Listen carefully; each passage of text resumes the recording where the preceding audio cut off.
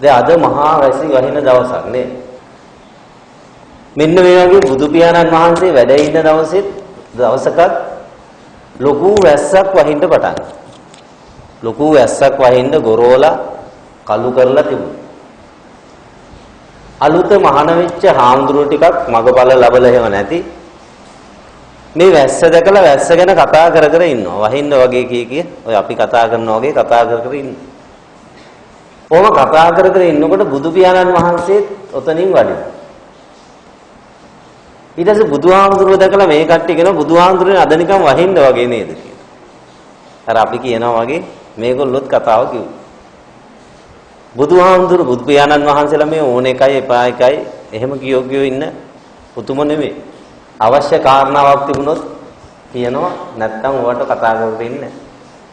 බුදුහාමුදුරුවෝ බැලුවා මේ කතාවත් එක්ක දහමක් මේගොල්ලන්ට පෙන්නලා දෙන්න පුළුවන් කියලා. බුදු පියාණන් වහන්සේත් ඒකට උත්තරයක් දෙනවා. ඔව් මහණෙනි. අද මහා වැස්සක් වහිනවා තමයි. ඔන්න ඔය වැස්ස සතර මහා දිවයිනටම වහිනවා. මේ වහින වැස්ස සතර මහා දිවයිනටම වහිනවා. ඔන්න ඔය වහින වැස්සේ කවුරු හරි කෙනෙක් හොඳට විවෘත වෙලා ඔය වැස්සේ නාගත්තොත් එයාගේ කෙලෙස් කුණු ටික හේදෙනවා කියලා බුදු පියාණන් වහන්සේ වැඩිය කුටියට. මොකද්ද කිව්වේ මේ වහින වැස්ස හතර මහා දිවයිනටම වහිනවා. මේ වැස්සේ හොඳට විවෘත වෙලා නාගත්තොත් කෙලෙස් ටික හොද ගන්න පුළුවන් කියලා බුදු පියාණන් වහන්සේ වැඩිය කුටියට. දැන් වැස්ස වහින්න ගත්තා. හාමුදුරුවෝ ටිකක් බලන්න මොකද්ද මේ බුදුහාමුදුරුවෝ කිව්වේ. හරි ලේසි වැඩක්. මේ වැස්සේ හොඳට විවෘත වෙලා නාගත්තොත් මේ මහාන වෙච්ච එකේ ප්‍රයෝජනෙ තියෙනවනේ. වහින වැස්සේදී ගැලෙව්ව සිවුර. ජීවිත ගැලෙව්ව අඳනේ. හොඳට විවෘත වෙලා දැන් එළියේ තෙමි නාන. ඇඟේ නූල් පොටක්වත් නැහැ. කොහොම නනා ඉන්නකොට එදා විශාඛා උපාසිකාවගේ දානේ. විශාඛා උපාසිකාව දානේ ලෑස්ති කරලා ඉවර වෙලා හාමුදුරන්ට වඩින්න කියන්න ආරාධනා කරන්න සේවිකාවක් කිව්වා. සේවිකාව ඇවිල්ලා බලනකොට මහා අරුම පුදුම දර්ශනයක් දැක්කේ. ආපහු දුවලා විශාඛාව ළඟට ගිහින් විශාඛාවනේ හරි ප්‍රශ්නයක්. අද ආරාමේ එක හාමුදුරුව කෙනෙක්වත් නැහැ, ඔක්කොම ඉන්නේ නිගණ්ඨය කිව්වා. ඉතින් මං කාට දාන්නට ආරාධනා කරන්නේ මං එහෙම ආවා. විශාඛාවත් බැලුවලු. විශාඛාව ගැන ප්‍රඥාවන්ත කාන්තාව. ටික වෙලාවක් ඉඳලා ගිහලා එහෙනම් දැන් ගිහිල්ලා පොඩ්ඩක් බලන්නකො. අන්න සේවිකාව ආපහු වෙනකොට අන්න හාමුදුරු ටික ලෑස්ති වෙලා ඉන්නවා. ඊට පස්සේ පණිවිඩය කිව්වා හාමුදුරු ටිකත් වෙලාවට දානෙට වැඩියා. ඒ දානෙට බුදු පියාණන් වහන්සේත් වැඩියා. වැඩියට පස්සේ දානේ වළඳලා ඉවර වුණාම විශාඛාව මිටි අසුණක් කරන් බුදු පියාණන් වහන්සේ ළඟට ඇවිල්ලා අහනවා බුදු පියාණන් වහන්සේ අද මේ මොකද්ද මේ ජේතවනාරාමේ උනේ සිද්ධි. කොහොම ඇහුවට පස්සේ බුදු පියාණන් වහන්සේ උත්තරේ දෙනවා හරියට. ඒකනේ විශාඛාව මම කිව්වේ අද මේ වහින වැස්ස සදහම් මහවැස්ස සතර මහා දිවයිනට වහින. කවුරු හරි ඔන්නේ සදහම් මහවැස්සේ හොඳට විවෘත වෙලා අවංක වෙලා සදහම් මහවැස්සෙන් නාගත්තොත් නම් කෙලෙස් කුණු හේදෙනවා කියලායි මම කිව්වේ. මේ මොට්ටියෝ ටික මේ නිකන් වහපු වැස්සේ හෙළුවෙන්නේ නැහැ කියලා දොස්. හාමුදුරුවෝ ටිකට ලැජ්ජ හිතුණා. එදාම බුදුහාමුදුරුවෝ හම්බ වෙලා කර්මස්ථානයක් අරගෙන බණක් කාලා කර්මස්ථානයක් අරගෙන සතියක් විතර යනකොට ඔක්කොම රහත් බව ලැබුණා. දැන් බලන්න අපේ බුදුහාමුදුරුවෝ එදා එතෙන්දී අදහස් කළේ මොකක්ද? උන්වහන්සේ අදහස් කරපු එක නෙමෙයි හාමුදුරුවෝ ටික තේරුණා. එහෙනම් අදටත් උන්වහන්සේ අදහස් කරන දේ අපි හරියට අවබෝධ කරගත්තේ නැත්නම් අපිත් වචන ටිකක් කිය ඉන්න කෙනෙක් බවට පත් වෙනවා. එහෙනම් මේ වචන කියෝ ඉන්න එක නෙමෙයි බුදුදහම කියන්නේ. බුදුදහම හරියට තේරුණොත් බුදුදහම හරියට අවබෝධ වුණොත් ඔබේ ප්‍රශ්න දෙකක් විසඳිලා තියෙනවා. ඔබට තියෙන ලොකුම ප්‍රශ්න දෙක. මොකද්ද දැන්ට තියෙන ලොකුම ප්‍රශ්න?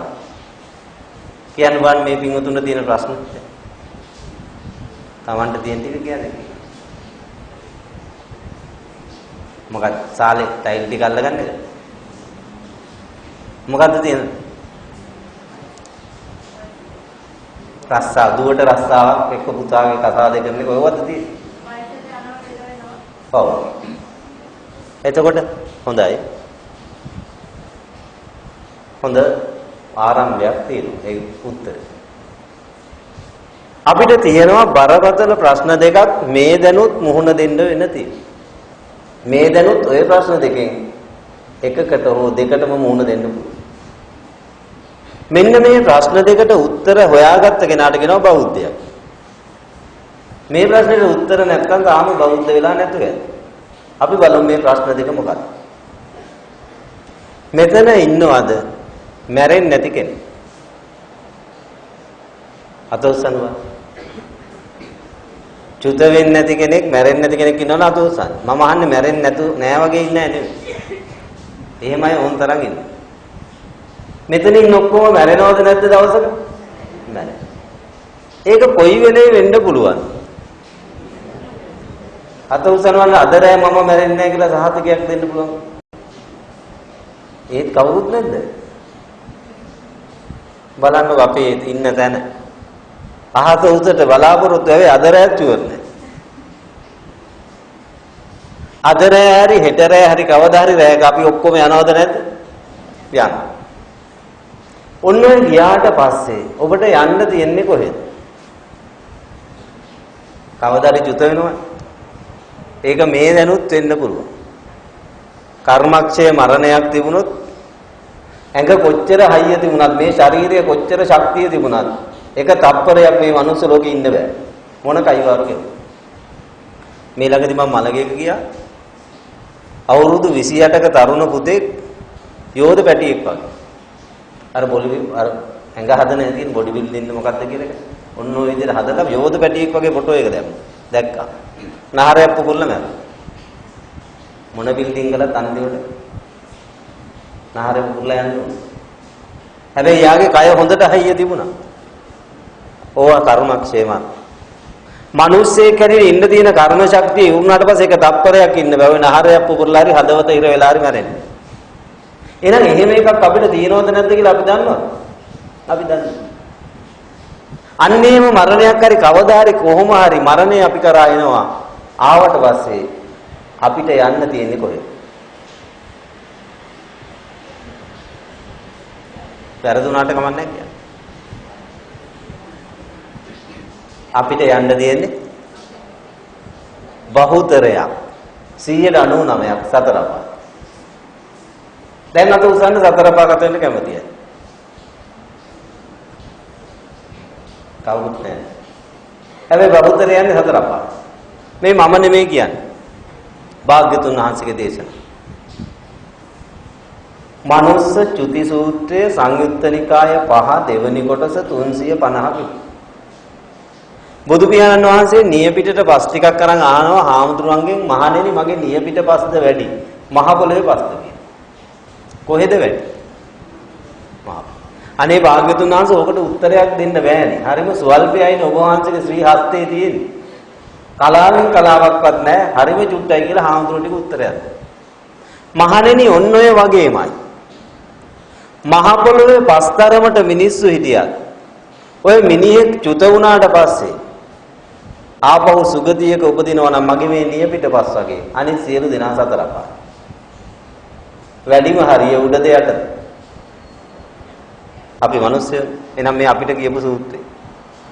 එහෙනම් අපිට තියෙන පළවෙනි අනතුර මේ දැනුත් චුත වෙන්න පුළුවන්. චුත වෙලා ඊළඟට උපදින්න තියෙන්නේ උඩද යටද? අපි කැමති නැති උනාට වැඩේ වෙන්න තියෙන්නේ සතර පහ. එහෙනම් පරිස්සම් වෙන්න. 60ට විතරක් නටලා හරියන්නේ නැහැ. කට්ටිය 60ට මාරු විදියට මාන්සි වෙනවා නේද? 60 වැඩි. 60ක් නටලා ඔක්කොම දාලා යනවද නැද්ද? දැන් මේ 60 දී අල්ලගත්ත ඒවෙන් එකක්වත් ඔබත් එක්ක එනවද? මම කිව්වා මගේ කිව්වා හරි හොඳයි කිව්වා හරි වටිනවා කිව්වා හරි දාරයි කියලා ලොකු කයිවාරු ටීකුත් ගැව්වා. 60න් පස්සේ කවුරුත් ඔබත් එක්ක නැහැ. යන දාට නැහැ. කොච්චර නෝන හොඳයි කිව්වත් මහත්තයා යනකොට නෝන යනවද? හරි හොඳ මහත්තයා. හැබැයි නෝන යනකොට මහත්තයා යනවද? හරි හොඳ අම්මා තාත්තා, හරි හොඳ ළමයි ඔය කවුරු එකට ගමනක් නෑ. අඩුම ගානේ ළමයා නැති වුණා. අම්මා තාත්තවත් යනවද? ඔන්නම් මිනිහකින් දවසට කෑ ගහයි ගෙනියන්නේ බෝ තියලා යන්නේ කියලා. කොච්චර තමයි. එහෙනම් තියාගන්නෝ කියලා තියලා ගියොත් බහුවදාට මොකක් කියලා කෑ ගහයි. දැන් මිනිහා ගෙනියන්න යනකොට ගෙනියන්න එපා කියලා කෑ ගහනවා. එහෙනම් තියාගන්න ඕන ගෙනියන්නේ නැහැ කියලා තියලා ගියොත් පහුවදාට මොකක් කියලා කෑ ගහනවා. ගෙනියන්න එපා කියපෑම දැන් අරයි යන්න කියයි. ඇයි මේක කුණු වෙනකොට පලාතේ ඉන්න බෑ. එහෙනම් අපිට හම්බ වෙච්ච ටික 60න් ඉවරයි ගඟට කපු වෙනවා. පොතේ කෝටි 1000ක් තියෙන්න පුළුවන්. හොඳ බලයක් තියෙන්න පුළුවන්, හොඳ උගත්කම් තියෙන්න පුළුවන්, හොඳ රූපයක් තියෙන්න පුළුවන්. මොන කැලේ තිබුණත් ඔක්කොම දාලා තනියෙන් සතර පාය. එහෙනම් මේ 60ට විතරක් මහන්සි වෙලා ඇද්ද මදිද? ඒක කරගන්න. ඒක එපා කියනෝ නෙමෙයි. හැබැයි ඊට පස්සේ කල්ප කෝටි 60කට වේරෙන්න බැරි තැනකටයි වැටෙන්නේ. එහෙනම් මේක සෙල්ලමක්ද? මේක භයානකද නැද්ද? එහෙනම් හැක ගා ඉඳලා හරියනවා. කට්ටියම ඉතින් හැක ගා ඉන්නවා. හොඳ එකක් හම්බෙලා. හැක ගා ඉඳලා ඉතින් හැක රැල්ලෙක් වෙයි අපි දැන්. බලන්න තියෙන අනුතුරු. ඕක මේ දැනුත් තියෙනවා. වැඩේට කැමතිද? කැමති නෑ. නමුත් වෙන්න පුළුවන්. ඔන්න පළවෙනි. තව අනුතුරක් තියෙනවා. අපි හිතන් ඉන්නවා අපිට හොඳ ටිකක් හම්බුණා කියලා. කොහොමද හිතන් ඉන්නේ? මේ පාර හොඳ ටිකක් හම්බ වෙයි. අත උස්සන්න ඕනේ. ඒත් කවුරුත් නැහැ. අනේ මට හොඳ ටිකක් හම්බුණා කියලා මම අහලා නම් තියෙනවා. දැන් මේ අත ඉස්සෙ නැති උනා. දැන් අපි හොඳයි කිය ඉන්නවා. හොඳ ටිකක් හම්බුණා කිය ඉන්නවා. හැබැයි මේ සංසාර ගමනේදී අපිට හම්බ වෙච්ච ඒවා හැටියට අද තියෙන්නේ මොනවද කියලා හිතේ. මෙතන එක්කෙනෙක්වත් නැහැ සක්විති රජ නොවිච්ච. සක්විති රජ කියන්නේ මේ පෘථුවිය උතුරු කුරු දිවයින අපරගෝ යාන පූර්ව විදේ කියන මනුස්ස ලෝක හතරෙම ලොක්ක. දෙතිස් මහා පුරුෂ ලක්ෂණ සහිත කයකින් උපදින රජතු. පුණ්‍ය irdiයට සියලු දේ පහළ. එහෙනම් එදා සක්විති රජ වෙලා ඉන්නකොට අපිට හම්බ වෙච්ච අපිට තීච්ච ඒවා හැටියට අද තියෙන්නේ හොඳ ටිකක්ද පොතු ටිකක්ද?